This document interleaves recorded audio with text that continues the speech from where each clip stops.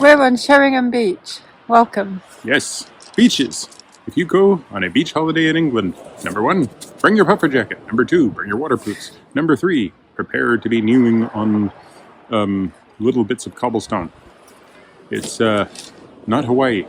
It's not Hawaii. It's not Hawaii. Anyway, today we weren't planning to when we came to Sheringham, but we're on a holiday with my parents and my brother, and my dad had the idea that we could go and get a boat on the Norfolk Broads. Yeah. So that's what we're doing. Yeah, we've done some exploring on the beaches, and we've done some exploring on the markets, and we've done some exploring of the local National Trust properties.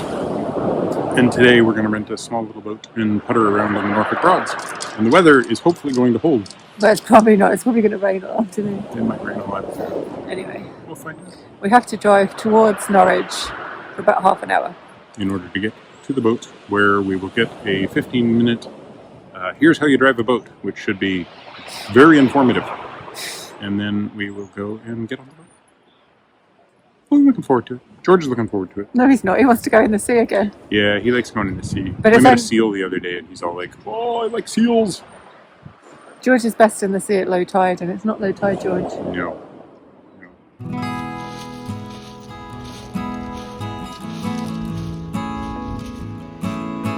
We drove from Sheringham to Simpson's Boatyard in Solham to find a day boat. They have a few different options, but we chose the one that we thought would be best in the damp March weather. Could have been in one of these. So we've all been given big old life jackets we should have bought our own. And Michael's in there getting some instructions on how to drive the boat.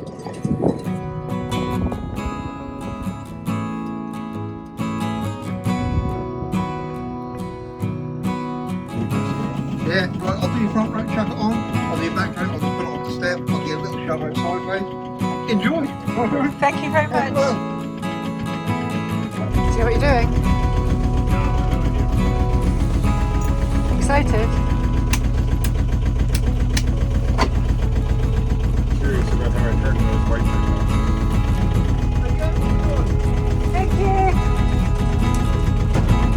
Of course, after it being dry all morning, it starts to rain just as we're preparing to leave. Thank goodness for the solid roof and both sides. At least we'll be dry even if we can't see that much.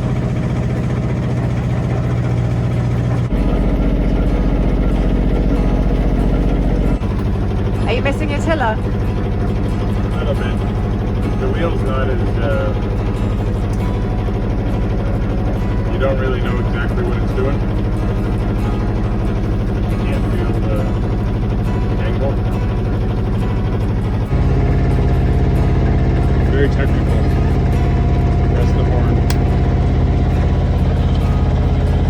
Now that it's lubricated, it's starting to work a bit. People have been taking boating holidays on the Norfolk Broads for over 100 years. The Broads are a network of mostly navigable rivers and lakes in Norfolk and Suffolk. The lakes, known as Broads, were formed from flooded peat excavations. There's about 120 miles of navigable waterways on this network, and it's made up of 7 rivers and 63 broads. You're going to get lost.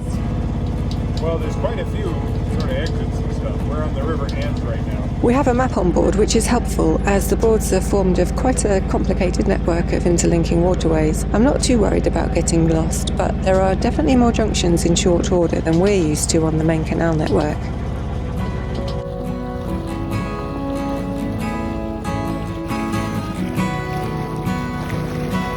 Here we're passing one of the many junctions, and they all seem to be well signposted, which should help us to find our way back. The boats turned out to be pretty noisy inside. Simpsons do have small electric boats as well, which would have been much quieter. The diesel engine somehow seems worse on this boat than on our narrowboat, probably because we're in an enclosed space.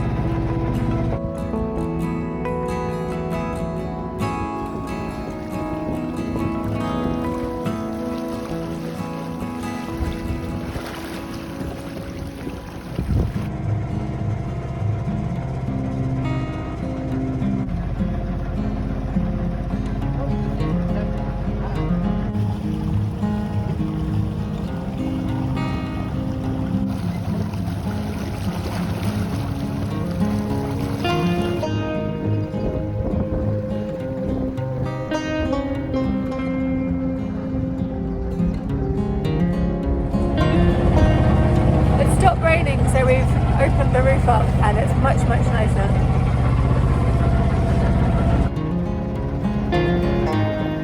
Having travelled down the River Ant, we're approaching Barton Broad. It's a huge nature reserve owned by the Norfolk Wildlife Trust. The Broad was created in the Middle Ages from peat excavations. The River Ant was later diverted through it to allow for navigations.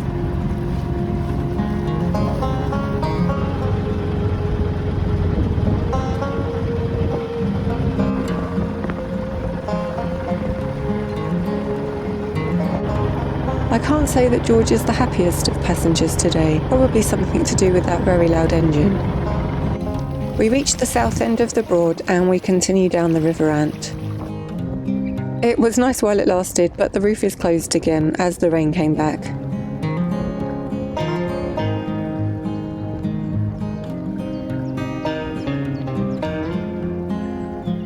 At Irstead we pass quite a few riverside houses. This is the only place on today's trip where we see waterside homes. The rest of the area seems incredibly rural and abundant with wildlife.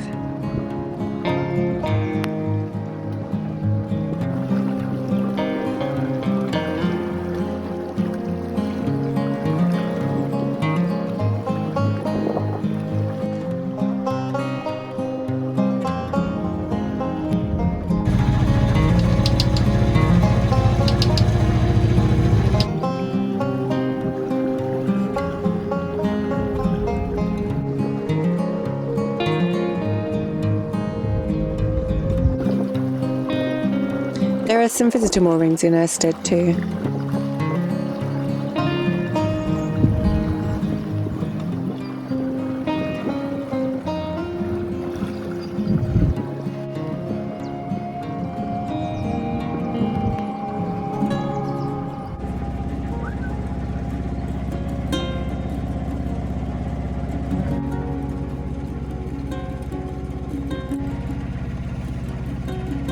There are a lot of windmills on the Broads, which were historically used to drain the marshes. This is Craywhack Drainage Mill, one of only 2 hollow post drainage mills left on the Broads. These days the drainage is done via sluices and electric pumps, which are all controlled by a central computer system.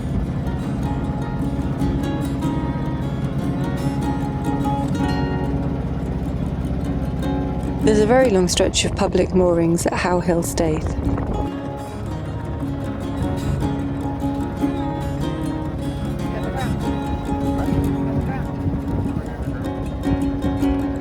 Opposite the moorings is Turf Fen Drainage Mill. It was built in 1875 to drain the Horning marshes. This mill was in use till the 1920s.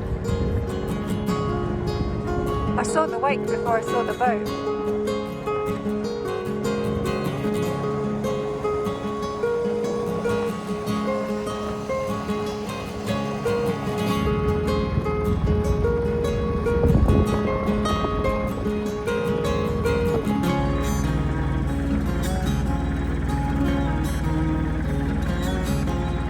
This windmill is called Neaves Mill, but I think it's also known as Kettle's Mill. It was built around 1870. It has a tapering red brick tower with 4 levels inside, and you can see the housing for the replacement pump next to the mill. So we're almost at the point where we got to turn around. We've got 4 minutes and 32 seconds until we've got our 1.5 hours up. So it's all kind of arbitrary, but I thought I'd get us to the bridge at Ludham Bridge and then spin us around there. We've got the boat for 3 hours today in total, so our plan is to turn around after an hour and a half to ensure we get back on time. There's lots of mooring spaces just before the bridge where we plan to turn around. Now if we'd had the boat for 4 hours we could have moored up and had a look around and got an ice cream.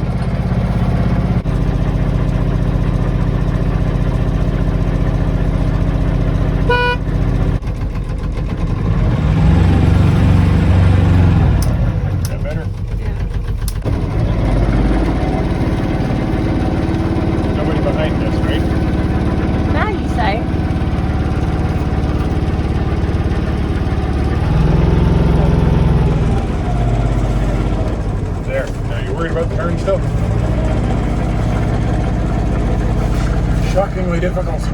You did make that look really easy. We turned around. It was a handbrake turn.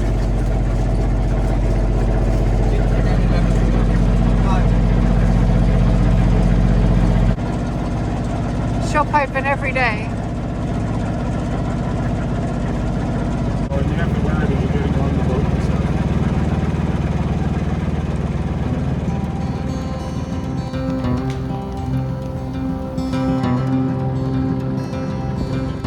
Is it too fast?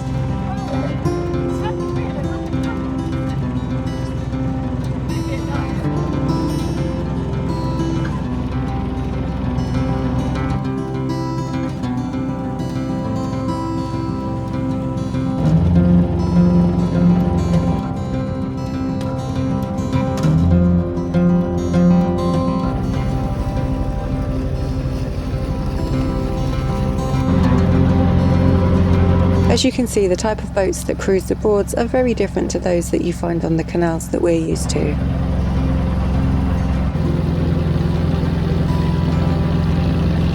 aren't very exciting.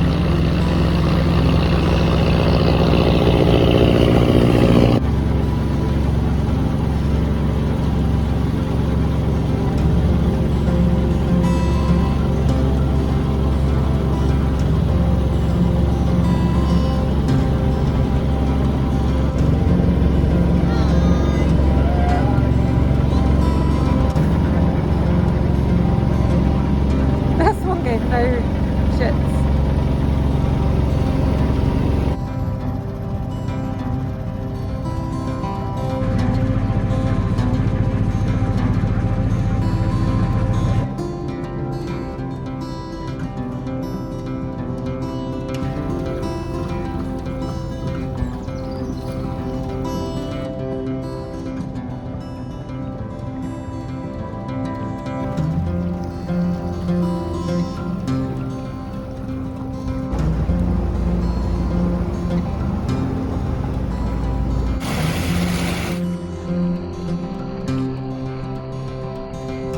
We're back to the open water of Barton Broad. Now we've just got to find the correct exit.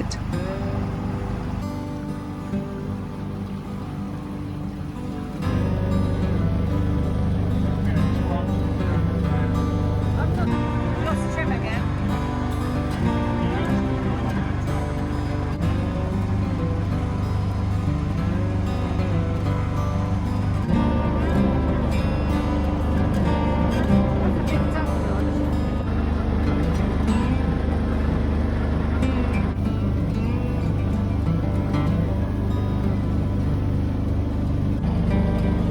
Hopefully this is the way home.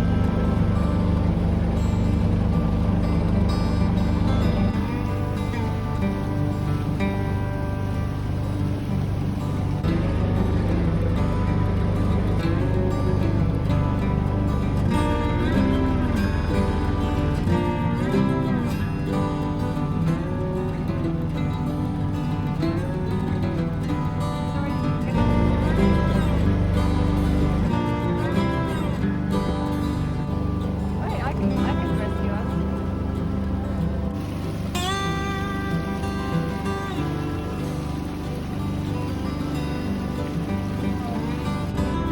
In Stollham, there are quite a few boatyards and marinas. There's literally hundreds of boats moored here.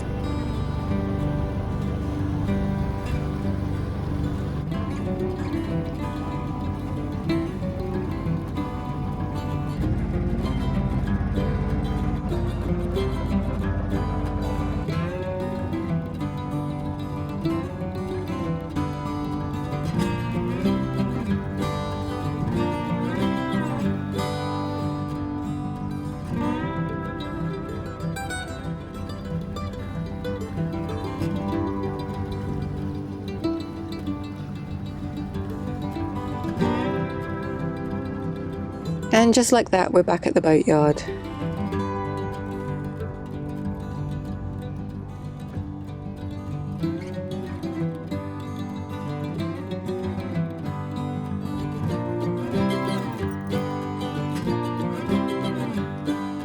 Out of all of us, I think George enjoyed the trip the least, and he was even more upset when he heard that the shop selling doggy ice cream was closed. One of the people at the boatyard felt sorry for him though, and kindly gave him an ice cream anyway. Feeling like it's not the best weather for ice cream, we headed off to find a hot chocolate. We're back. We're back. We're home. We're not home. We're back in Sheringham. George George is trying to get out of the car. Is there a ball under there? He wants whatever's under there. No. Yeah, so that was the Norfolk Broads. Or, well, that was a tiny portion of the Norfolk Broads, which left me so excited to want to do more of the Norfolk Broads. Did it really? No, not really. It was lovely. I'd like to visit them eventually. I want to do it on a boat that isn't quite so noisy. Yeah, it was our fault. We chose a diesel boat instead of an electric boat because we wanted one with a cover and one that was easy to get on and off of. And they were my two requirements, I think. Yeah, and when you told them that, they were like, the electric boat's a little bit too small. So we got the diesel, but we then had somebody drop out of coming along with us, so we would have had enough people for the electric boat. Anyway, we ended up on a diesel boat, and it was fine, but the engine on that 8-seater boat was like right at the front, and so there was quite a bit of sort of noise and rattling. And it was also funny because they gave us the introduction to the boat, and they were like, okay, you don't need to know about any of these buttons except for the one that runs the water pump for the toilet. I'm like, okay, but there are all of these other buttons. Well, I guess I don't need to worry about it. Well, it turns out that one of those buttons was the one for the wiper. So I really needed to know about that one. So I'm sitting there like running the horn and flicking on and off the navigation lights and apparently the bilge pump before I actually got the wipers to run. So that was fun. And there was a heater that we weren't told about. So we got back and we're like, we're all very cold and need hot chocolate. And we could have been running a heater all the time. And it wasn't that cold, but it was borderline that cold, wasn't it? Yeah. It would, if it had been a quiet engine and a sunny day, it would have been absolutely wonderful. But we knew we were going on a cold, rainy day, but we just wanted to go because we could, really. Yeah. We saw all of these sailboats going past that were all like rental sailboats. Were they rentals? Well, they all said, you can rent me with or without a skipper. Right. And I'm like, excellent. Let's rent them without a skipper. I have no idea how to use a sailboat, but let's rent them without a skipper and try it. Just, learn the hard way. Did that make you worry when they were all coming past? A little bit. Because it was about 4. Because it was all kids. And then there was like one, semi-adult person on each boat and then a bunch of kids. And I was like, this could be bad. I have to say, I think there was 4, and 3 of them looked very in control. But one of them had some issues. Yeah. One of them was like hanging out right in the middle of the river. But it was nice. Yeah. It was good. We got to see some of the Broads. I would have liked to have gone a little bit further. If we'd had a 4-hour trip, I would have been able to get onto some other rivers and down a couple of more ends. But it's difficult to know what you want to do on a cold day. And it was, right at borderline comfortable. If we'd had the heater running and we'd known about the heater, it would have been really nice. But they didn't tell us at the same time, the other thing was George started to get really like uncomfortable on the boat. He likes being in a non-moving boat, but there's just too much noise through the hull. That engine was really, and there was other noises and probably vibrations that we don't even hear. Yeah, so he was a little bit on the looking shivery and looking uncomfortable. But he recovered as soon as we got him to a pub, and he recovered the second he was on the grass and he had his ice cream. Yeah. That he ate in one. He did like the ice cream. Swallowed it whole. But then when we got to the pub with the hot chocolates and the hot nuts, I'd never tried hot nuts. Turns out hot nuts are good.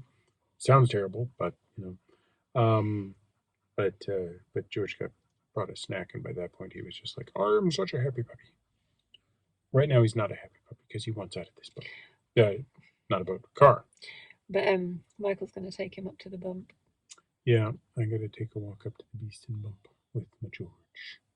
The Beeston Bump is a glacial moraine or hill. Like it's when it was 2 hills and now it's 1 hill. Anyway, it's kind of interesting because at the top of it there is a really just a concrete sort of hexagon. Foundation. Yeah, but it was the foundation for a Y station, one of the directional radio stations that was used for following E-boats out in the North Sea back in World War II. So.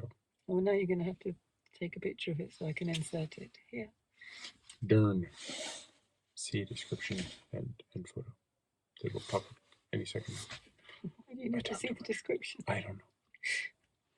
Anyway, that's it. That's the Norfolk Broads. So, we'll show you more of them in the future when we do this again at some point, which we probably will at some point because on maybe a higher boat. On maybe a higher boat, yeah. Or a sailboat.